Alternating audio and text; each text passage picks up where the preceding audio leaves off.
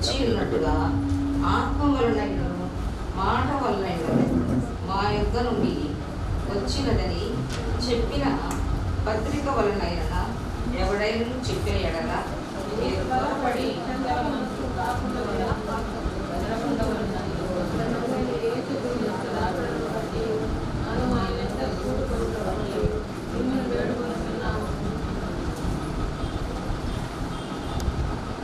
మొదట భ్రష్టత్వము సంభవించి నాశన పాత్రులకు పాప పురుషుడు బయలుపడితేనే ఆ దినం రాదు.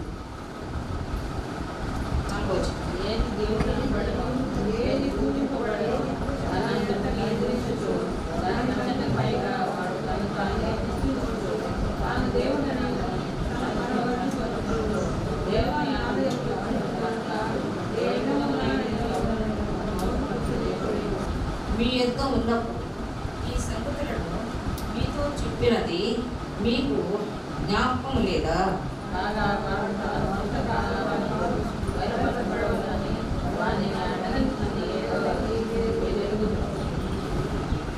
ధర్మ విరోధ సంబంధమైన మర్మము ఇప్పటికే క్రియ చేయుచున్నది కానీ ఇది వరకు అడ్డగించుచున్నవాడు మధ్య నుండి తీసివేయబడు పర్యంతమే అడ్డగించును.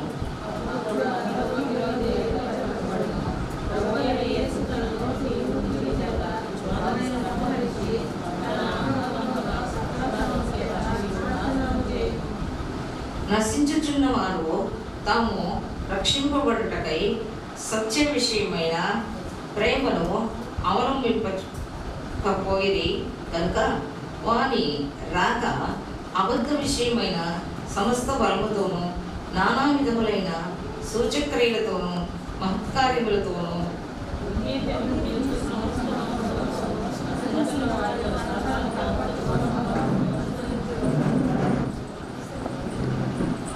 ఇందుచేత సత్యమును నమ్మక దుర్నీతి ఎందు అభిలాష గల వారందరూ శిక్షావిధి పొందుటకై అబద్ధమును నమ్మునట్టు మోసము చేయు శక్తిని దేవుడు వారికి పంపుచున్నాడు. ప్రభు వలన ప్రేమింపబడిన సహోదరులారా, ఆత్మ మిమ్మను పరిశుద్ధపరచుట వలనను మీరు సత్యమును నమ్ముట వలనను రక్షణ పొందుటకు దేవుడు ఆది నుండి మిమ్మను ఏర్పరచుకున్నది కనుక మేము మిమ్మును బట్టి ఎల్లప్పుడూ దేవునికి కృతజ్ఞతాస్తులు చెల్లింపబద్ధులమై ఉన్నాము. ప్రార్థన చేస్తున్నాము. పరిశుద్ధమైన దేవా, నమ్మకమైన తండ్రి, మీ నామముకు స్తోత్రములు. ఆయన ఈ వాక్యమును బట్టి నా తండ్రి, నాయన తండ్రి, మమ్మల్ని ప్రేమించి మాకు ఇచ్చిన యొక్క వాక్యం కొరకై స్తోత్రములు చెల్లిస్తున్నాయన. ఈ వాక్యమును బట్టి మమ్మల్ని నాయన జ్ఞాపకం చేసుకొని దీవించుకొని ఈ వాక్యం మా హృదయంలో ప్రభా దేవ చొచ్చి నాయన తండ్రి మేము దీవించబడినట్లుగా సహాయం చేయమని యేసు నామములో ఈ వారి క్రీస్తు పేరిట వేడుకుంటున్నాం తండ్రి. ఆమేన్. దేవుని యొక్క వాక్యంలో మనం జ్ఞాపకం చేసుకున్నట్లయితే ఈ వాక్య భాగం విషయంలో మనకు మరి ఈ తెస్సలోనికీయులకు రాసినటువంటి ఈ యొక్క పత్రిక విషయంలో చూస్తే ఈ పత్రిక ఇక్కడ మనకు మాసిదోనియా దేశమందు ఉన్నటువంటి పట్టణం అది. ఆ మాసిదోనియా ఆ దేశంలో ఉన్నటువంటి పట్టణం అది. ఇప్పుడు మనకు మా దేశంలో మన గూడూరు పట్టణం, మన నెల్లూరు పట్టణం ఎలాగో అట్లాగనమాట. అయితే దాదాపు ఈ పట్టణంలో అక్కడ ఉన్నటువంటి జనాభా చూస్తే 2 లక్షల మంది ఆ జనాభా ఉంటారని వాక్యం ద్వారా మనం తెలుసుకుంటున్నాం. అయితే ఇది యేసు యొక్క ఉపదేశం యొక్క మరి ముఖ్యాంశాలను తెలియజేసేటువంటి పుస్తకం అని కూడా మనం తెలుసుకోవాలి. దేవుని యొక్క ముఖ్యాంశాలను తెలియజేసే పుస్తకం అన్నమాట. ముఖ్యమైన విషయాలు ఏమని తెలియజేయబడుతుంది? ఇది మొదట ఒక చిన్న పల్లెంటి. ఈ తెస్సలోనికీయులు అనేటువంటి ఈ యొక్క పట్టణము మొదట ఒక చిన్న పల్లెటూరు అంటారు. అయితే దినాలలో యుద్ధాలు జరుగుతూ ఉండేటువంటి సందర్భంలో ఒక రాజ్యం మీదకి ఇంకొక రాజ్యం వెళ్ళి వాళ్ళు రాజులు యుద్ధం చేసేటువంటి ఈ యొక్క సమయంలో అక్కడ ఒక కసాండర్ అనేటువంటి ఒక రాజవంశస్థుడు ఆయన ఏం చేశాడంటే ఆయన క్రీస్తు పూర్వము 315వ సంవత్సరమున ఆయన రాజ్యాన్ని ఆక్రమించాడు. ఆ మాసిదోనియాను ఆక్రమించాడు. అప్పట్లో ఆ మాసిదోనియాలో ఉన్నటువంటి పల్లెటూరు కూడా చేరిపోయింది. అందులో ఇక్కడ ఉన్నటువంటి అక్కడ అలెగ్జాండరు అనేటువంటి ఆ యొక్క రాజు ఆ ప్రాంతంలో ఉన్నటువంటి మరి పరిపాలిస్తుండగా ఆయన యొక్క మరి సహోదరి ఈ తెస్సలోని అనేటువంటి ఆమె యొక్క స్త్రీ, ఆమె పేరుతో ఆమెను వివాహం చేసుకున్నాడు. ఎవరైనా ఈ రాజవంశస్థుడైనటువంటి ఒక కసాండర్ ఆయన వివాహం చేసుకుని ఈమె పేరుతో ఈమెను గొప్ప చేయాలని, ఈమెను ప్రసిద్ధి చేయాలని, ఆమెతో పాటుగా ఆయన రాజ్యం కూడా ప్రసిద్ధి అవుతుందని మరి అక్కడ ఆయన ఏం చేశాడంటే ఒక డెవలప్మెంట్ ప్రాసెస్ పెట్టాడు. ఆమె పేరు ప్రసిద్ధి చేయాలి, తర్వాత ఆయన మరి ఆక్రమించుకున్నటువంటి ఆ యొక్క దేశం కూడా మంచి ప్రసిద్ధిలోకి రావాలి అని ఆయన ఎక్కడైతే మరి కొత్తగా యుద్ధాలు చేసి ఆక్రమించుకున్నాడో ఆ ప్రదేశంలో జరిగినటువంటి పరిస్థితి ఏంటంటే అక్కడ ఆమె యొక్క గౌరవార్థమై ఈ పట్టణాన్ని ఆయన కట్టించాడన్న. ఆమె యొక్క గౌరవార్థమై ఆమె ఇష్టపడి చేసుకున్నాడు. ఆ రోజుల్లో రాజులు వాళ్ళ యొక్క స్త్రీల యొక్క అందాలను చూసి మరి వాళ్ళు అట్లాగా వాళ్ళు వివాహం చేసుకున్న తర్వాత వాళ్ళని ఒకసారి ప్రసిద్ధి చేస్తారు, ఒక్కసారి వాళ్ళని అట్టడుగుని పడేస్తారు. కానీ ఈమెను మాత్రం చాలా బాగా గొప్పగా ప్రసిద్ధి చేసినట్టుగా మరి మనము నిఘంటువులో చూస్తున్నాం. మనము ఈ ప్రకారంగా మనము ఇక్కడ అందరూ కూడా ప్రజలు మరి వాళ్ళు బాగుండాలని, ఆ ప్రాంతం డెవలప్ కావాలన్నారు కదా, అక్కడ ఏం చేశాడంటే ఒక బిజినెస్ని స్టార్ట్ చేశాడు, ఒక వ్యాపారం ప్రారంభించాడు ఆయన.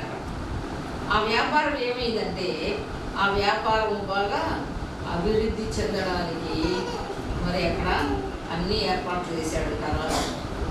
అందుకని ఆయన ఏర్పాటు చేసినటువంటి ఆ యొక్క మరి ఆ ఏర్పాట్లు బట్టి ప్రజలు అక్కడ వచ్చి చాలామంది అక్కడ స్థిరత్వులైపోయారట. వాళ్ళు స్థిర నివాసం ఏర్పాటు చేసుకుని వాళ్ళ వ్యాపారాలు అయితేనేమి, వాళ్ళ యొక్క ప్రాంతంలో వాళ్ళు అభివృద్ధి అయితేనేమి అవన్నీ కూడా చేసుకుంటూ వాళ్ళు మరి అక్కడ ఉన్నటువంటి అక్కడ ప్రసిద్ధిగాంచినటువంటి ప్రాంతంలో మరి అక్కడ మనము మరి అక్కడ పట్టణం ఉన్నట్టుగా మనం చూస్తున్నాం. అంతకుముందు అది ప్రసిద్ధిగాంచింది కాదు, అదొక చిన్న పల్లెటూరు అని మనం విన్నాం. వీటన్నిటిని బట్టి కూడా ఆయనే అక్కడ ఏం చేశాడంటే మంచి ఈ యొక్క పరిపాలనగా మనం చూస్తున్నాం. మంచి పరిపాలన, ప్రజలందరికీ ఇష్టమైనటువంటి రాజుగా, ప్రజలందరికీ ఇష్టమైనటువంటి పరిపాలనగా మరి అక్కడ ఆయన నియమించిన తర్వాత ఆడ ప్రజలందరూ కూడా సంతోషంగా ఉంటున్నారు. అటువంటి ప్రాంతంలో వచ్చి ఆ యొక్క తెస్సలోనికలు అనేటువంటి ఆ ప్రాంతంలోకి వచ్చి పౌలు గారు ఏం చేశాడు, స్వార్థ ప్రకటించాడు. స్వార్థ ప్రకటించినప్పుడు మన గతంలో మనము ఫస్ట్ మరి తెస్సలోనికి రాసిన పత్రిక అంతా కూడా మనం ధ్యానించుకున్నాము. ఇప్పుడు రెండవ పత్రికలోకి మనం వచ్చి ఉన్నాము. రెండవ పత్రికలో మనము ఈ యొక్క రెండవ అధ్యాయం మనము 1-2 వచనాలు చదువుకున్నాం. సహోదరులారా, ప్రభు దినము వచ్చి ఉన్నట్టుగా ఆత్మ వలనైనను మాట వలనైనను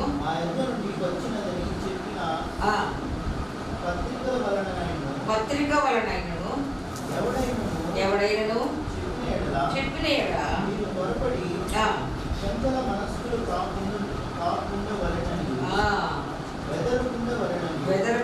ఉండవలెనని మన ప్రభు అయిన యేసుక్రీస్తు రాకడను బట్టి మనము ఆయన యొద్ద కూడుకొనుటను బట్టి మిమ్మును వేడుకొనుచున్నాము. ఇక్కడంతా కూడా ఈ ప్రాంతంలో ఒక వదంతి ఏర్పడింది. ఒక వదంతి, ఇదంతా ఉట్టిదే, వీళ్ళు ఇలా చెప్తున్నారు కానీ ఇవన్నీ మీరు నమ్మకుండి, మీరు నమ్మినట్టయితే ఇదంతా మీరు మోసపోయినట్టేను అని ఈ మాటలను బట్టి మరి ప్రభు దినం వచ్చినట్టుగా అంటున్నాడు, ఆత్మ వలన అయినట్టుగా. సరే, ఇవన్నీ కూడా ఇట్లా కాక చూడండి, 3వ వచనం మనం చూసినట్టయితే అవన్నీ విన్న తర్వాత వాళ్ళు ఏమైపోతున్నారట. 3వ వచనం, భ్రష్టత్వము సంభవించుట నాశన పాత్రుడగు పాప పురుషుడు బయలుపడితేనే కానీ ఆ దినం రాదు. ఇప్పుడే వచ్చేసింది, దేవుడు రాకడ వచ్చేసింది, మీరందరూ కూడా ఇంకా ఎత్తబడిపోతారు, మీరంతా వ్యాపారాలు మానండి, లేకపోతే ఆ యొక్క పరిస్థితులు అవి మానండి ఇవి మానండి అని చెప్పే మాటలంతా కూడా మీరు నమ్మవద్దు అనేటువంటి యొక్క మాటను బట్టి మనం ఇప్పుడు గమనించినట్టయితే, అయితే అందుకే వీళ్ళకి హెచ్చరిక చేస్తున్నారు, ఈ పత్రికలో రాస్తున్నారు అనమాట. ఏమని రాస్తున్నారంటే, మనము 3వ వచనం చదువుతున్నట్టుగా, ఈ మీరు భ్రష్టత్వము సంభవించి నాశన పుత్రుడకు పాప పురుషుడు బయలుపడితేనే కానీ ఆ దినం రాదు. అప్పుడే వచ్చేసిందని అందరూ చెప్తున్నారు, గాబరా పెడుతున్నారు. ఆ పౌలు ఒకడు వచ్చాడు, ఆయన చెప్పినటువంటి మాటను బట్టి ఇవన్నీ కూడా మీకు ఇవి జరిగిపోతాయని అనుకుంటున్నారా? మరి ఇప్పుడే వచ్చేస్తున్నారా అక్కడ అంటే, ఇప్పుడే రాదు, ఇవన్నీ సిద్ధపాటు దినాలు అని మొదటే వీళ్ళు బోధించారు. మేము బోధించాం కదా, ఆ బోధ ప్రకారమే, ఆ విశ్వాసం ప్రకారమే మీరు ఉండండి. అంతేగాని మీరు వేరు మరి విధాలుగా వాళ్ళ మాటలు వీళ్ళ మాటలు నమ్మి మీరు ఎంత కూడా మీరు కావలా పడదు, మీ హృదయాల్ని కలవరా పడనివ్వకూడదు అని చెప్పేసి వీళ్ళు చెప్తున్నారనమాట. తర్వాత 2వ దశలోకి రాసిన పత్రికలోని 1వ అధ్యాయం 1వ వచనం మనం చూస్తే, అసలు ఈ మాటలు ఎంత మరి రూఢిగా చెప్పగలుగుతున్నారంటే, మరి వేరే ఎవరో రాసినటువంటి ఉత్తరాల వల్ల వీటి వల్ల కాదు, కానీ అసలు ఈ యొక్క ఉత్తరం ఎవరు రాశారు? 1వ అధ్యాయం 1వ వచనం, పౌలు, సిల్వాను, తిమోతి, వీళ్ళు ముగ్గురు అక్కడ ఉన్నారనమాట. అక్కడ పౌలుకి తోడుగా జత పనివారిగా ఉన్నారు వాళ్ళు అక్కడ జత పనివారిగా ఉన్నారు కనుక వాళ్ళు కూడా ఏం చేస్తున్నాడు, ఒకప్పుడు తిమోతి శిష్యుడే పౌలుకి, అయితే ఇప్పుడు ఆయనకి జత పనివారిగా ఎంచుకున్నాడు. ఎందుకంటే ఆయన అంతగా ఎదిగినాడు అనమాట. మనం కూడా వాక్యం వింటుంటాం, విని వాక్యము విన్నట్టుగానే ఉంటామా? విన్నట్టుగా ఉంటామా? వినట్టుగానే ఉంటామా? విని మనము ఆ వాక్యం విన్న తర్వాత విన్నట్టుగా మనం ఉండాలి.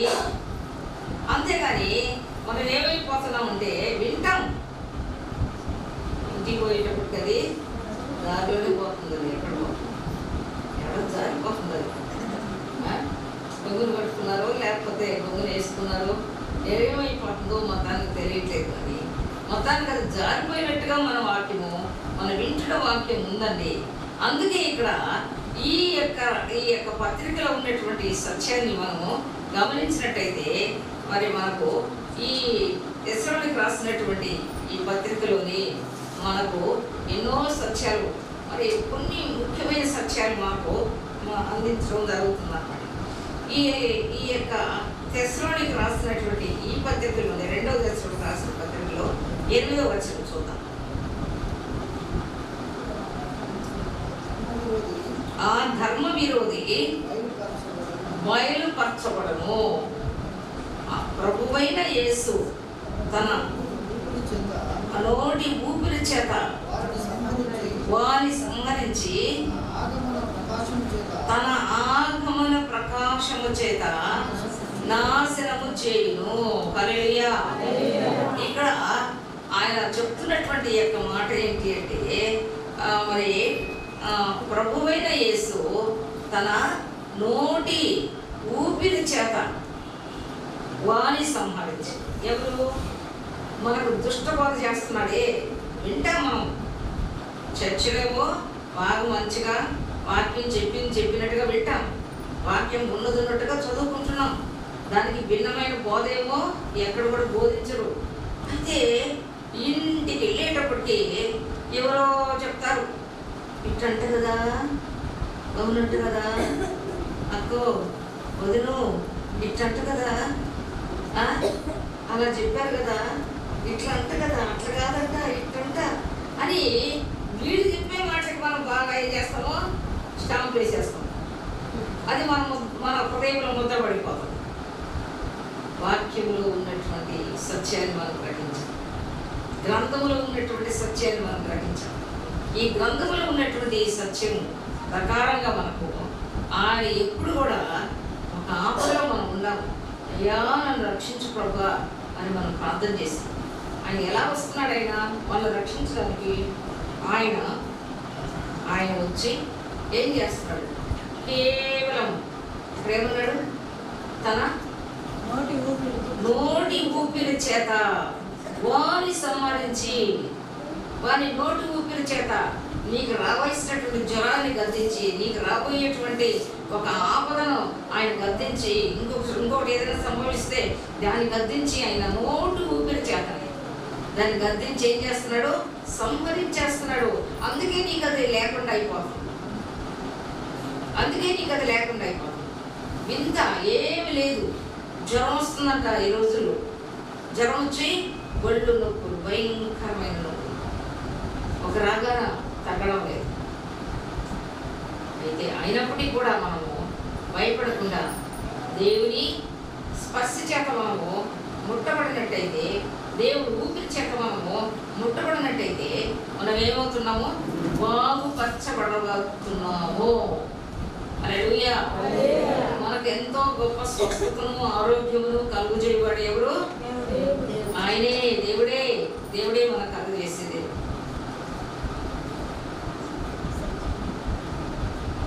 ఆయన ముఖ శ్వాస చేత సంహరించి తర్వాత ఏం చేస్తున్నాడు? ఆయన తర్వాత చదవండి, ఆగమన ప్రకాశము చేత నాశనము చేయము. అంటే ఆగమనం అంటే ఆయన రాకడ. ఆ రాకడ ప్రకాశము చేత, ఆయన రాకడ కొరకు ఇప్పుడు భూలోకం ఎట్లా ఉందంటున్నారు? కలవరంగా ఉంది ఒకటి. ఇంకా కూడా అనేక రకాలైనటువంటి మరి ఇబ్బందులకు గురి అవుతున్నారు మనమందరం. వ్యాధులైతేనేమి, బాధలైతేనేమి, కలవరాలైతేనేమి, మరి ఇంకా మాకు అట్టమ్మా, మా పిట్టమ్మా, మా ఇంటికి ఇదమ్మా, తర్వాత మా వాళ్ళకి ఇట్టమ్మా అనేటువంటి ఇవన్నీ కూడా మనకు ఏం చేయబడుతున్నాయంటే అవన్నీ కూడా ఆయన ముఖ ప్రకాశము చేత, ఆ కలవరాలన్నీ కూడా, ఆ బాధలన్నీ కూడా, అవన్నీ కూడా ఏం చేస్తున్నాడంటే ఆయన ముఖ ప్రకాశము చేత ఆయన వాటిని నాశనం చేస్తున్నాడు. ఆ కలవరాలను తీసివేస్తున్నాడు ఆయన. ఆ ఎదుగులు ఇబ్బందులు తీసివేస్తున్నాడు ఆయన. మన హృదయంలో ఉండే కలవరం తీసివేసుకుంటే మనం ఆరోగ్యవంతులకి. మన హృదయంలో ఉండేటువంటి ప్రతి విధమైనటువంటి బలహీనతలన్నీ కూడా మనము తొలగ చేసుకొని దేవాలని మనం కనుక ప్రార్థన చేసుకుంటుంటే ఆయన మన పక్షాన ఆయన చేరి అని ఏం చేస్తారో తెలుసా? అప్పుడు మనం బలకలం. యెహోవా మన పక్షం ఉండగా మనకు విరోధి ఎవరు? హల్లెలూయా, హల్లెలూయా. కాబట్టి ఇటువంటి గొప్ప సత్యాన్ని మనం కలిగి ఉన్నాం. ఆయన మన పక్షాన్ని వచ్చి ఆయన మనకి గొప్ప కార్యాలు చేసేటువంటి దేవుడిగా మరి మనం చూస్తున్నాం అన్నమాట. ఆయన మనకు ఎటువంటి పరిస్థితులను మనకు ఆయన ఇస్తున్నాడు అంటే మరి ఈ మాటలు మనం చదువుకున్న ప్రకారంగానే మనకు అనేకమైనటువంటి ఈ యొక్క వాక్యపు సత్యాలను తిరగేస్తూనే ఉంటాము. అయినప్పటికీ మనం ఏమవుతుంటాము? ధైర్యపడుతూ ఉంటాము. 13వ వచనం చదువుదాం, ఇదే భాగంలో నుంచి. ప్రభువు వలన ప్రేమించబడిన సహోదరులారా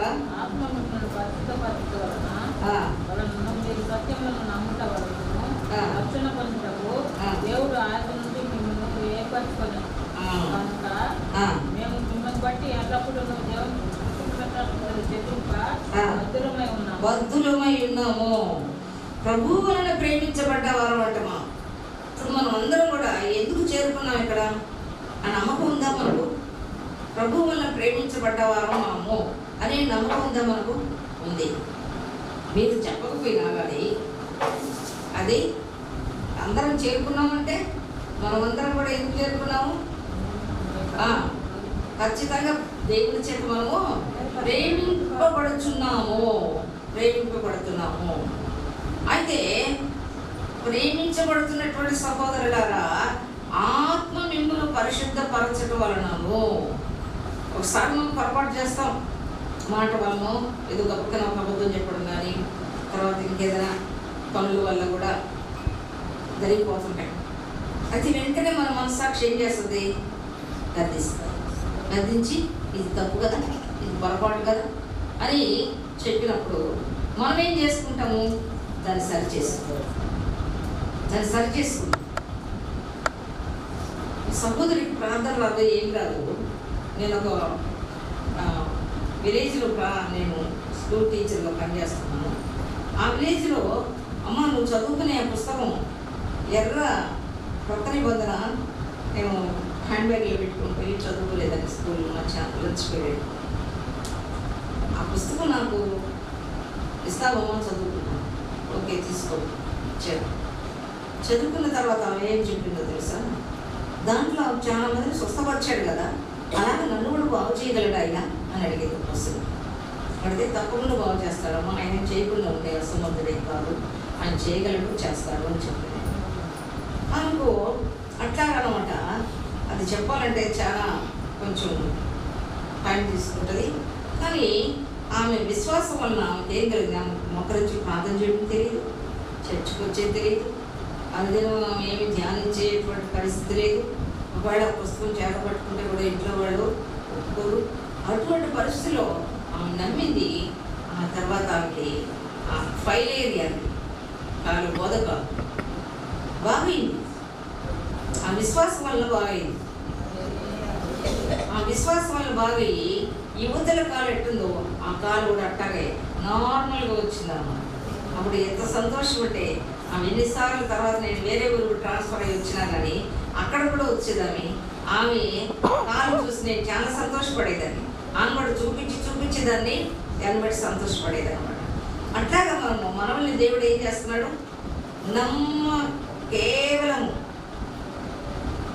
విశ్వసించటం వలన మాత్రమే మనకు దేవుడు ఏం చేస్తున్నాడు?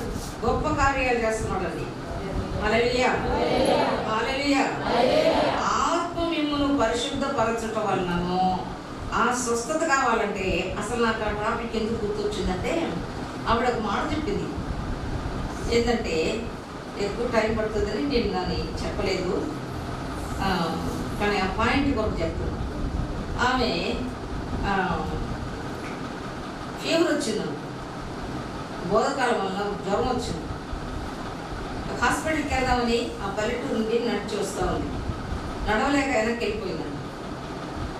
ఇంట్లో వాళ్ళు అడిగినప్పుడు నేను నడవలేకపోతున్నాను అని చెప్పింది. సరే వాళ్ళకి ఏం చేసిందంటే పొయ్యిలో వంట చేసుకుంటా ఒక కమ్మి పెట్టి దాన్ని ఎర్రగా కాల్చి ఆ కాలు మీదే సిలువు గుర్తు వేసుకున్నాను. నాకు ముందే చెప్పింది, ఇలా చేసుకుంటానమ్మా, కాల్చుకుంటా, నేను నన్ను బాగా చేయకపోతాను, అట్లా చేయాల్సిన అవసరం లేదు, కేవలం నమ్ము, విశ్వసించు, దేవుడు కార్యం చేస్తాడు అని చెప్పాను. అప్పుడు ఆమె ఏం చేసిందంటే ఆ కాలినటువంటి కాలు ఆమె గోరు దగ్గరికి వెళ్ళినప్పుడు అందరూ అడుగుతున్నారంట, ఎందుకు బట్టి కాల్చుకున్నావు, కానీ ఏమైంది నీకు కాలంటే కాలింది అని చెప్పుకున్నాను. తన హృదయంలో ఏమనిపించిందంటే నేను చెప్పేది అబద్ధం కదా అని తోసిందంట. నాకెందుకు అంత బాగైందని తెలుసా? ఆ ఫైలేరియా బాగైందంటే ఆమెకు వచ్చినటువంటి ఆ థాటు నేను చెప్పేది అబద్ధం కదా, నాకెట్ట మొదలవుతుంది అనుకొని, లేదు నేనే కాల్చుకున్నాను అని చెప్పిన. ఆ తర్వాత ఆమెకి దాంట్లో నుంచి నీరు కారుతా వచ్చిందని. సరే, బాగా అయిపోయింది. చూడండి, ఆ ఒక్క చిన్న తప్పు దాన్ని తను ఏం చేసుకుంది, సరి చేసుకుంది. ఆమె దాన్ని సరి చేసుకుంది. ఆ స్వస్థత కొరకు, ఆ కార్యం కొరకు ఆమె సరి చేసుకుంది. తన హృదయాన్ని సరి చేసుకుంది. అందుకే అంటున్నాడు ఇక్కడ, ఆత్మ మిమ్మును పరిశుద్ధ పరచుట వలనను. అప్పుడు ఆ సరి చేసుకోమని దేవుడు చెప్పినప్పుడు లోబడిందా లేదా? మనల్ని పరిశుద్ధపరుస్తున్నాడు ఆయన అంటే మనం లోబడాలా లేదా? ఖచ్చితంగా మనం లోబడాలి కదా. దాని ద్వారాగానే మనకు కార్యాలు జరుగుతాయి. దాని ద్వారాగానే మనకు ఒక స్వస్థతే కాదు, మన ఇంట్లో ఒకప్పుడు వాళ్ళ ఎంజీ గారు చెప్తారు, ఏమనంటారంటే, మురికివాడలో ఏమో సువార్త ప్రకటించారండి. మురికివాడలు కాలువలు ఉంటాయి కదా, అటు పక్కనే మరి పూరి గుడిసెలు వేసుకున్నటువంటి వాళ్ళు వాళ్ళని సువార్త ప్రకటించేవాళ్ళు. వాళ్ళకు ఒక వస్త్రం ఉంటే ఇంకొక వస్త్రం ఉండేది కాదు వాళ్ళకి. అలాంటప్పుడు నాకున్నటువంటి 2 వస్త్రాల్లో దేవుడు ఒక వస్త్రం ఇచ్చేయమన్నాడు. ఆయనకు 2 ఉన్నాయి. ఒకటి ఉతుక్కుంటే ఇంకొకటి వేసుకునేవాడు. అప్పుడు ఆ ఒక్క డ్రెస్ ఇచ్చేసాడు ఉంటాయి. ఇంక మార్చుకోవడానికి డ్రెస్ లేదు. నెక్స్ట్ డే ఆయన ఎక్కడైనా సేవకు పోవాలన్నా, ఎక్కడికి వెళ్ళాలనుకున్నా కానీ ఆయనకి ఇంక డ్రెస్ లేదు. అలాంటి పరిస్థితిలో ఆయన ఆ మోకరించి ప్రార్థన చేసి తర్వాత చాలా పొందుకున్నారు ఆయన. అటువంటి మురికివాడలో పనిచేసేటువంటి వాళ్ళు కేవలము ఏదో ఆ పని ఈ పని చేసుకొని బతికేటువంటి వాళ్ళు, కూలినాలు చేసుకొని బతికేవాళ్ళు. ఏ పనులైనా ఉండొచ్చు వాళ్ళు చేసుకునే పనులు, అలా బ్రతుకుతున్నారు వాళ్ళు. కానీ ఈరోజు వాళ్ళు బాగుపడ్డారు.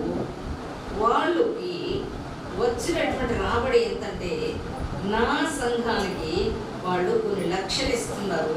వాళ్ళు లక్షలు ఇవ్వగలిగేటువంటి మరి వ్యక్తులుగా వాళ్ళని దేవుడు వాళ్ళని పరిశుద్ధపరిచాడు చెప్తున్నాడు. హల్లెలూయా, హల్లెలూయా.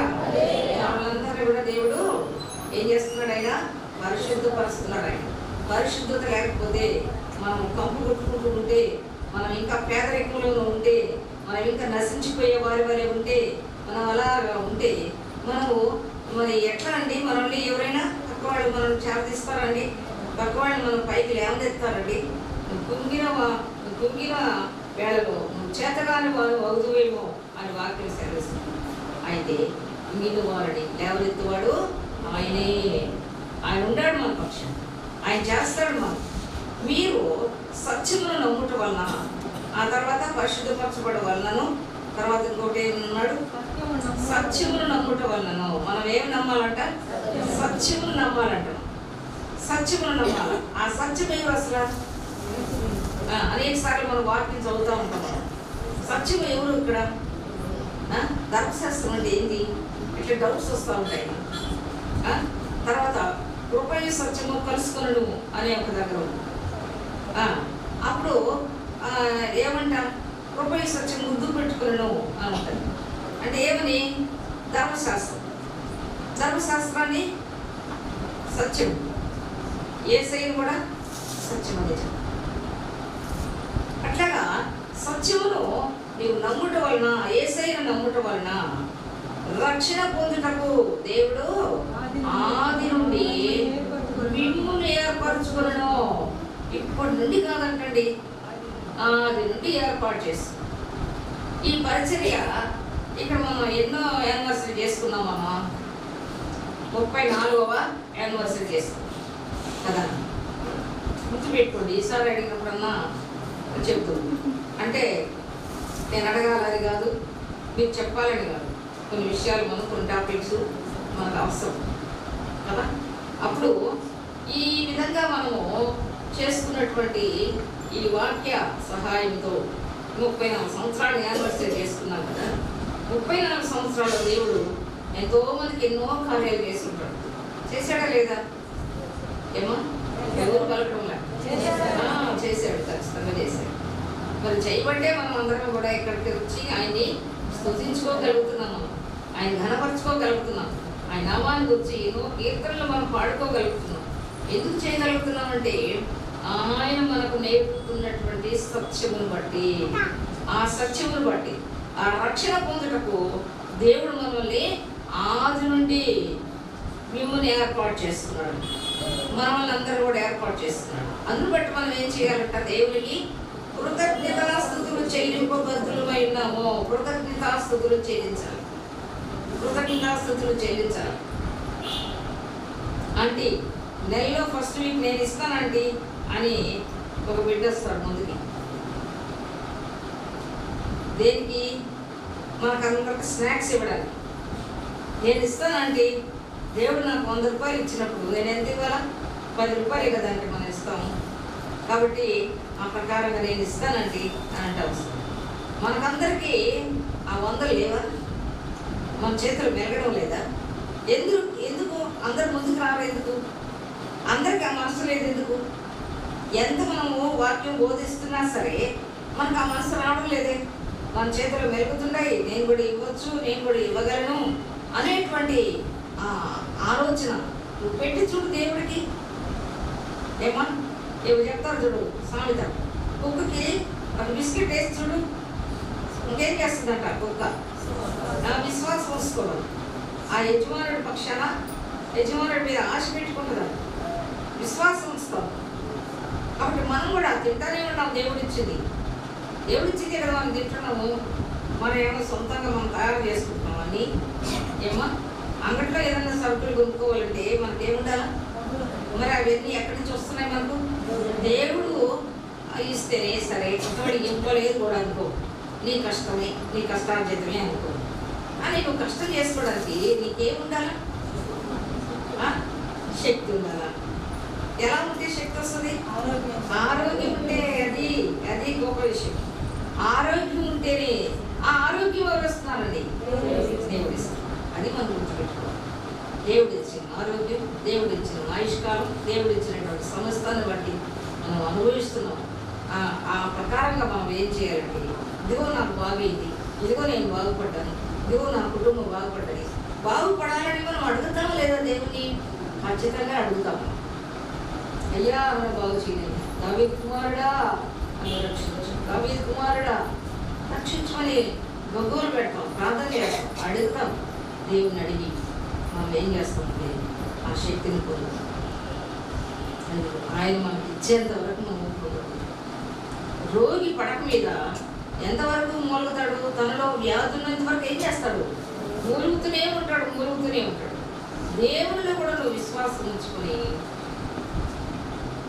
దేవుని అడుగుతూ ఉండడం వల్ల నీకు అంత గొప్ప శక్తిని ఇస్తున్నాడు, అంత గొప్ప బలాన్ని ఇస్తున్నాడు, అంత గొప్ప ఆరోగ్యం ఇస్తున్నాడు. ఇదిగో ఈ 500 నాకు దొరికితే, ఇదిగో ఈ 10 రూపాయలు నాకు దొరికితే, ఇదిగో నేను ఫలాంగాలు పెట్టుకుంటాను. మంచిదే, పెట్టుకో, కాదలేదు. దేవుని వైపు చూడు, గమనించు. ఆయన నీవిచ్చే నేనిచ్చే వాటితో బతకడు. ఆయన వాటితో కాదు బతికేది, కానీ ఆయన చూస్తూ ఉంటాడు. నేను నాకైతే పెట్టే గుణం కావాలని మీరు కోరుతున్నారు, మరి వాళ్ళకు కూడా పెట్టే గుణం అవసరమా లేదా? ఆయన చూస్తున్నాడు. ఆయన ఇచ్చే దేవుడు. ఆయన ఇచ్చేటప్పుడు మనం ఎందుకు ఆయనకి ఇవ్వకూడదు? ఇటువంటి రక్షణ మనకిస్తున్నాడు, స్వస్థతను మనకిస్తున్నాడు, నెమ్మదిని మనకిస్తున్నాడు. ఆయన ఇచ్చేటువంటి ఈ యొక్క ఏర్పాట్లన్నీ కూడా మనకు ఆయన పరిశుద్ధతను మనకి ఇస్తున్నాడు. ఆయన సత్యాన్ని కూడా మనకు ఇస్తున్నాడు. సత్యం విషయంలో మనం చాలా జాగ్రత్తగా ఉండాలి. దేవుని విషయంలో చాలా జాగ్రత్తగా ఉండాలి. ఇట్లాగా మనం చేసుకొని మనం పొందుకొని మనం ఎంతో బలమైనటువంటి కార్యాలు మన జీవితంలో మనకు ఆయన్ని బట్టి మనం పొందుకోవడానికి చూడండి. ఎకోను పత్రికలో, ఎకో సువార్తలో 17వ అధ్యాయము 21వ వచనం మనం చూస్తే, త్వరగా ఫాస్ట్గా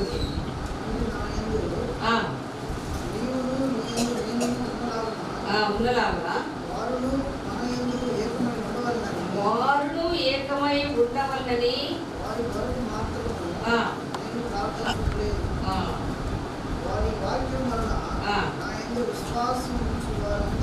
విశ్వాసం ఉంచిన వారందరూ ఏకమై ఉండవలనని వారి కొరకు ప్రార్థించుచున్నాను. దేవుడు ఆయనకు మహిమ స్వరూపుడు కదా, ఆయనకు మాత్రమే మహిమ ఉన్నదని ఆయన మహిమను పక్కన పెట్టుకోవట్లేదు. ఆ మహిమను మనకు పంచి పెట్టడానికి, ఆ మహిమను మనకు షేర్ చేయడానికి రక్తస్రావం కలిగిన స్త్రీ ఆయన ఆయన ఎవరికి తెలియకుండా పోయి పుట్టింది. ఆయన ఏమన్నాడు? నాలో ప్రభావము బయటకు ఎడలేను అంటున్నాడు. ఏంటయ్యా శిష్యులందరూ అడుగుతున్నారు, ఇంత జనం నీ మీద పైన పడుతున్నారు కదా, ఎవరో ముట్టారంటారు, ఏది నన్ను ఎవరో ముట్టారు అని అంటున్నాడు. ఎవరో ముట్టారు. విశ్వాసముతో ఏం చేయాలంట? ఆయన వస్త్రపు చెక్కును ముట్టికి చాలంట. ఆమెలో ఉండేటువంటి రక్తధార కట్టేస్తున్నాను. అంతే బాగుపడిపోయింది. ఇంకా ప్రభుకి అది అర్థమైపోయింది. ఆయనలో నుండి ఆ ప్రభావం బయటకు వెళ్ళి ఆమె వచ్చింది. నీలో నుండి నాకు అటువంటి ప్రభావాన్ని నాకు పంపించయ్యా, నాకుండి ఈ రోగాన్ని నాయనా నాకు విడుదల కలుగ చేయమని అడగాల. మనం అడగాల. దైవ సేవకుల ప్రార్థనతో పాటు దేవుడు కూడా మనకి ఏం చేస్తున్నాడు? ఆటి కార్యాలు చేయాలని ఇష్టపడుతున్నాడు. అందుకే మనకు అలాగ మనం అడిగితే తప్ప మనకు ఆ కార్యము జరగదు. మొదటి దశలోకి రాసిన పత్రికలో 5వ అధ్యాయం 9వ వచనం చూద్దాం. ఎందుకనగా ప్రభు అయిన యేసు ద్వారా రక్షణ పొందుటకే, క్రీస్తు ద్వారా రక్షణ పొందుటకు దేవుడు మనల్ని పిలిచాడు. అది మనం ఎందుకు పిలిచాడు? మనకు గొప్ప కార్యాలు చేయాలని పిలిచాడు. అయితే అది యేసుక్రీస్తు ద్వారా కానీ మనకు ఆ కార్యాలు జరగాలని ఖచ్చితంగా జరుగుతాయి. మనం నమ్మాల. అంతే. రక్షణ పొందుటకు యేసుక్రీస్తు ద్వారాగానే మనం రక్షణ పొందాలి. అలాగే పొందినప్పుడే మనకు గొప్ప విడుదల. ఆయన కంచి వేస్తారు. ఇక ఈ శరీరంలో జరగబడకుండా 2వ దశలోకి రాసిన పత్రిక 2వ అధ్యాయం 15వ వచనం మనం చూద్దాం. కాబట్టి సహోదరులారా, నిలుపుడుగా ఉండి మా నోటి మాట వలన ఆయనను, మా పత్రిక వలన మీకు బోధింపబడిన విధులను చేపట్టుడి. ఇవన్నీ బాగానే ఉన్నాయి. ఆయన ఏవైతే బోధించాడో ఆ బోధించినటువంటి నువ్వు స్వస్థత పొందిన తర్వాత, బాగైన తర్వాత, నువ్వు అన్నీ కూడా నీకు నెమ్మది ఇచ్చిన తర్వాత, ఇది జరగలేదని ఎంతకాలం నుంచి నువ్వు ప్రార్థన చేస్తున్నావు, అది నీకు జరిగిందనుకో. జరిగిన తర్వాత నువ్వేం చేయాలా? ఆయన విధులను చేపట్టమంటున్నాడు. ఆయన విధులను చేపట్టుడి. అది ఆ విషయం మనం మర్చిపోవాలి. మన ఇష్టానుసారంగా ఆ తర్వాత నేను బ్రతికిపోవచ్చులే, ఏమా నీకు కళ్ళు బాగు కావాలా?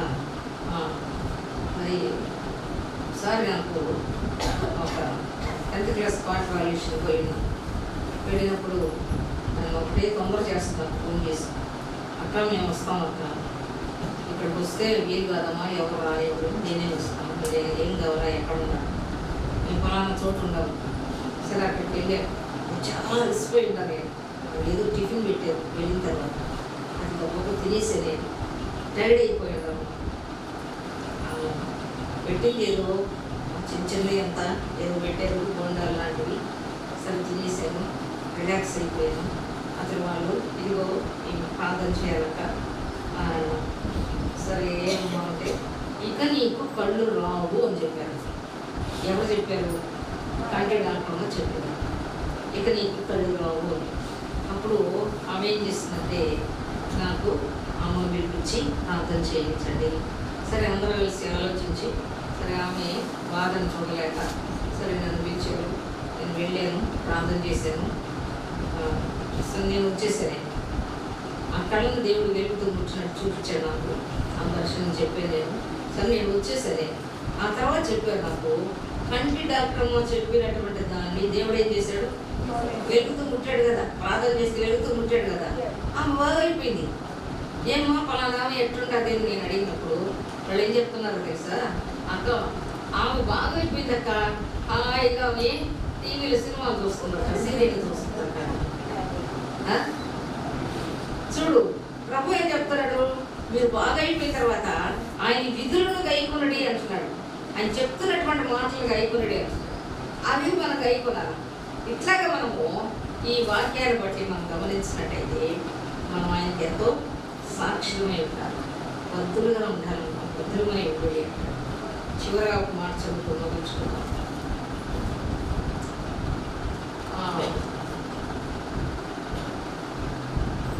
2వ దశలకు రాసిన పత్రికలోని 3వ అధ్యాయం 6వ వచనం చూస్తే, మా వలన పొందిన బోధనల ప్రకారము కాక అక్రమముగా నడుచుకున్న ప్రతి సహోదరుడు యొద్ద నుండి తొలగిపోవాలని, ఎవరైతే మీకు అక్రమమైన బోధలు చెప్తున్నారో వాళ్ళ గురించి మీరు జాగ్రత్తగా ఉండాలి, వాళ్ళ గురించి తొలగిపోవాలని చెప్తాడు. మన ప్రభువైన యేసుక్రీస్తు పేరట మీకు ఆజ్ఞాపించుచున్నాను అంటున్నాడు. అటువంటి చెడు బోధలు మీరు రిసీవ్ చేసుకోవడం, అన్నీ బాగుపడ్డ తర్వాత ఏమవుతారు? పక్కత్రోవన పెడత్రోవన పడకూడదు, జాగ్రత్తగా ఉండాలని చెప్పకూడదు. దేవుడి కొద్ది వాటిని దీవించుకున్నాను.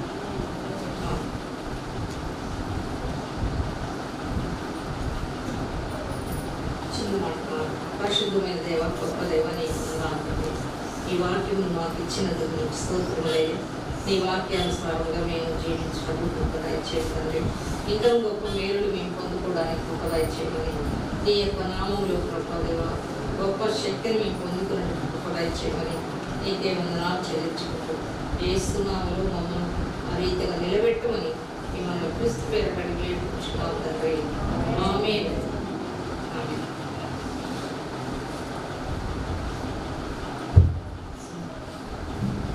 మనం దేవుని వాక్యం చక్కగా వింటున్నాం. ఈ సమయంలో అందరూ లేచి నిలబడినట్లయితే ఒక పాట పాడుకున్న తర్వాత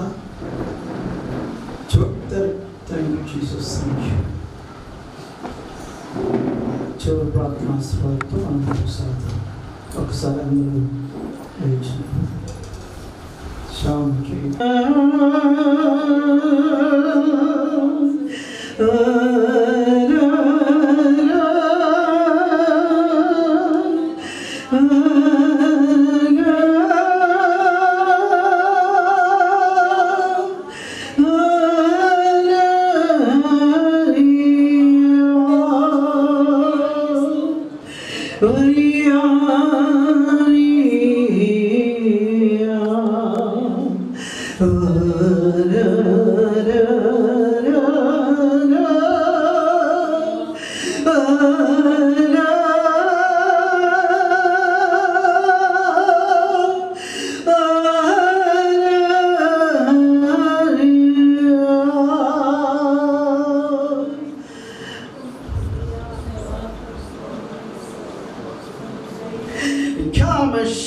Jesus, thank you, Father. Hallelujah.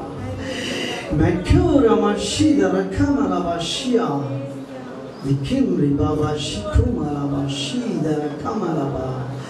Oh, the Kira Mashala Bachira Makalaba. Thank you, Father. Thank you. By the power and disturbance of darkness, the Kura Mashala. Thank you, Father.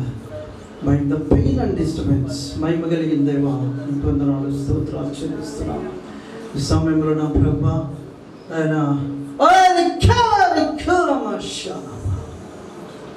By the disturbance of dark power, Prati Artingami, Prati Chigatani Tarisna, the Karamashala, but Jesus, thank you, Father, hallelujah. The Karamashala. ఒక వ్యక్తి ముందుకి వాలిపోతుంటున్నాడు.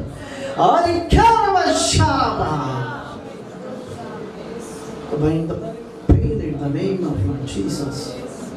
Bind the disturbance of dark power in the name of Lord Jesus. The Kuramashalaba. Devani Pandanalu Stotramayana. Bind the disturbance by the Kuramashalaba. A వ్యక్తి యొక్క తల వెనక భాగంలో బలహీనత కనబడుతున్నది.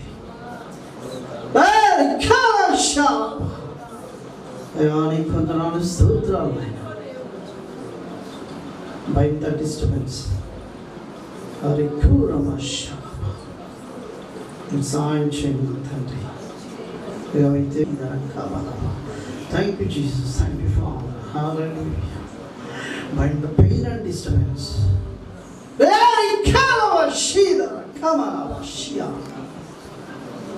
అప్పుడు ఈ భుజమునకు ఎంతో భారం ఉంటున్నది. ఆ భారమున మీరు వెలుగుతో స్పర్శిస్తున్నది మీకు వందనాలు. Shira Kalama Shia Rakama భుజము నుంచి మోచేతి వరకు కింది వేలి వరకు ఉన్న బలహీనతను తీసివేయండి.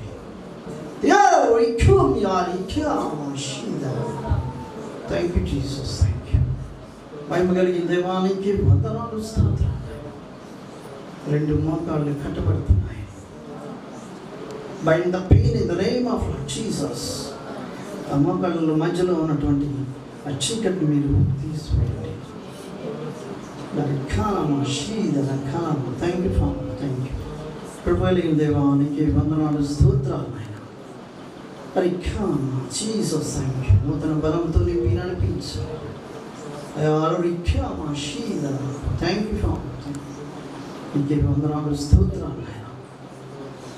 ఓ విఖ్యం నడుముల్లో బలహీనత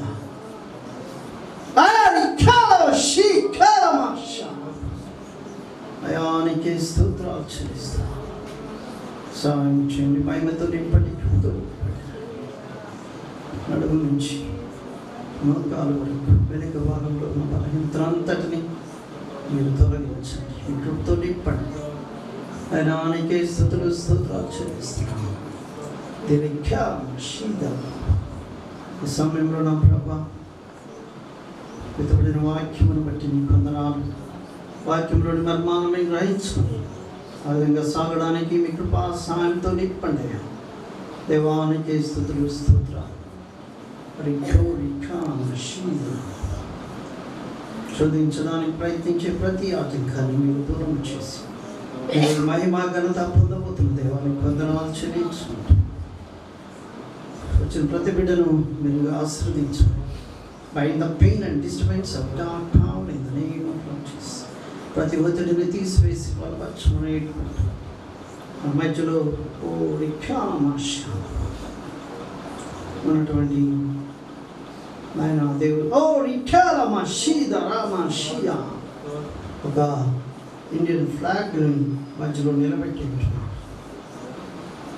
ఒక ఓ రిక్షాలమాషీద భారతదేశంలో ఒక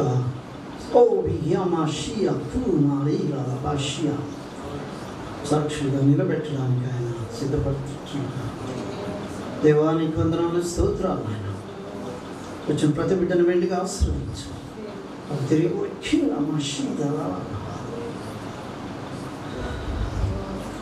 తన నొసటి భాగంలో బలహీనత కనబడుతుంది. ఆ బిడ్డను మీరు స్పర్శించండి. ఆ నొసటిలో చీకటి దాన్ని తీసివేయండి. ఆయన ఆటంకాన్ని తొలగించు. కృపగలిగిన దేవానికి వందనాలు, స్తోత్రాలు చెల్లించుకుంటారు. మీరు ఈ మహిమ ఘనత పొందమని యేసు పరిశుద్ధ నామములో మేము అడిగి పొంది ఉంటున్నాము తండ్రి.